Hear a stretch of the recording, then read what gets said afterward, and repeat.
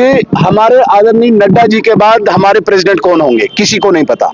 लेकिन बड़े वसूख के साथ कहता हूं कि उमर अब्दुल्ला साहब के बाद चीफ मिनिस्टर उनका पुत्र होगा। कि भाई 370 का ख्वाब नहीं दिखाओ, आप स्टेटहुड का दिखाओ, जो हमारा ख्वाब है, जो हमारा एजेंडा है। उमर अब्दुल्ला साहब जाएं, घर घर जाएं, सिग्नेचर कराएं, हम साथ हैं, हम वेलकम करते हैं। कहां मरोड़े अटका रहे हमारे। नगरोटा में तो सब पार्टीज ने पहले ही अपनी हार को स्वीकार कर लिया है।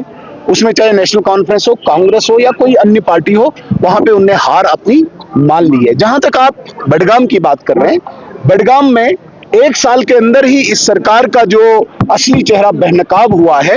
यहाँ पे भारतीय जनता पार्टी को भी उम्मीद है कि नरेंद्र मोदी जी की पॉलिसीज को लोग स्वीकार करेंगे और उनके दोहरे चरित्र को जवाब देकर भारतीय जनता लें।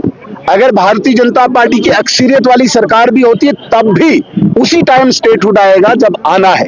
लेकिन इस स्टेटहुड के नाम पे विक्टिम कार्ड खेलना चाहते हैं। आपने बोलो, आपने जो वादे किए थे, स्टेटहुड तो कोई वादा नहीं था मैनिफेस्टो कि भाई यही हमारा एजेंडा था, यही मोदी जी का एजेंडा था। आप घर घर जाओ, सिग्नेचर कराओ कि स्टेटहुड ही मिलेगा, ये हमारा एजेंडा है। लेकिन चुनाव से पहले उन्होंने ये एजेंडा नहीं चलाया। चुनाव के बाद तो वो एक्सेप्ट कर गए, इंडिपेंडेंस की स्पीच में वो एक्सेप्ट कर गए कि बीजेपी का एजेंडा मैं लागू करूंगा, घर घर जाके सिग्नेचर करूंगा। वो शुरू अभी उन्होंने नहीं किया। ये जो दोहरे चरित्र वाले जो लोग हैं, इनसे आप कश्मीर की जनता तंग आ चुकी है और इन्हें अब इस इलेक्शन में जवाब देना चाहिए। नगरोटा में तो सब पार्टीज ने पहले ही अपनी हार को स्वीकार कर लिया है। उसमें चाहे नेशनल कॉन्फ्रेंस हो, कांग्रेस हो या कोई अन्य पार्टी हो, वहां पे उनने हार अपनी मान ली है। जहां तक आप बडगाम की बात कर रहे हैं, बडगाम में 1 साल के अंदर ही इस सरकार का जो असली चेहरा बेनकाब हुआ है। कहीं न कहीं यहाँ पे भारतीय जनता पार्टी को भी उम्मीद है कि नरेंद्र मोदी जी की पॉलिसीज को लोग स्वीकार करेंगे और उनके दोहरे चरित्र को जवाब देकर भारतीय जनता पार्टी को जिताएंगे। टांगे अड़का रही है। उन्होंने कहा कि भाई 15 अगस्त की स्पीच में मैं घर घर जाके सिग्नेचर कराऊंगा। हम तो चाहते हैं वो कराए ना, वही तो हम चाहते हैं, वही हमारा एजेंडा है। कि भाई 370 का ख्वाब नहीं दिखाओ, आप स्टेटहुड का दिखाओ, जो हमारा ख्वाब है, जो हमारा एजेंडा है।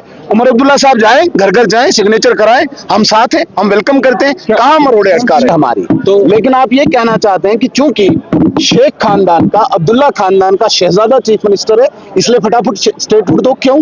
उसकी मर्जी चलेगी क्या? उसकी मर्जी चलेगी क्या? जब उमर अब्दुल्ला चाहेगा मैं परिवारवाद उसको मानता हूं। मैं इतने जर्नलिस्ट को दावे के साथ कहता हूं, एक जर्नलिस्ट को ये बोले कि हमारे आदरणीय नड्डा जी के बाद हमारे प्रेसिडेंट कौन होंगे, किसी को नहीं पता। लेकिन बड़े वसूख के साथ कहता हूं कि उमर अब्दुल्ला साहब के बाद चीफ मिनिस्टर उनका पुत्र होगा। इसे कहते हैं परिवारवाद, जहां से डायरेक्शन निकलती है, जहां से डिक्टेटरशिप बनते हैं। परिवारवाद ग्राउंड पे नहीं होता है। चीफ मिनिस्टर विक्टिम कार्ड खेलना चाहते हैं। आप ये मान के चलें, अगर भारतीय जनता पार्टी की अक्सरियत वाली सरकार भी होती है, तब भी उसी टाइम स्टेटहुड आएगा जब आना है। लेकिन इस स्टेटहुड के नाम पे विक्टिम कार्ड खेलना चाहते हैं। आपने बोलो, आपने जो वादे किए थे, स्टेटहुड तो कोई वादा नहीं था मैनिफेस्टो में, था क्या? नहीं था। आप इनका मैनिफेस्टो पढ़ो, वहां इन्होंने 370 का ख्वाब दिखाया। आज हम खुश हैं, स्टेटहुड की बात कर रहे हैं, हम वेलकम करते हैं, क्योंकि यही हमारा एजेंडा है। जो उमर अब्दुल्ला साहब आज हर घर पहुंचाना चाहते हैं, यही बीजेपी का एजेंडा है।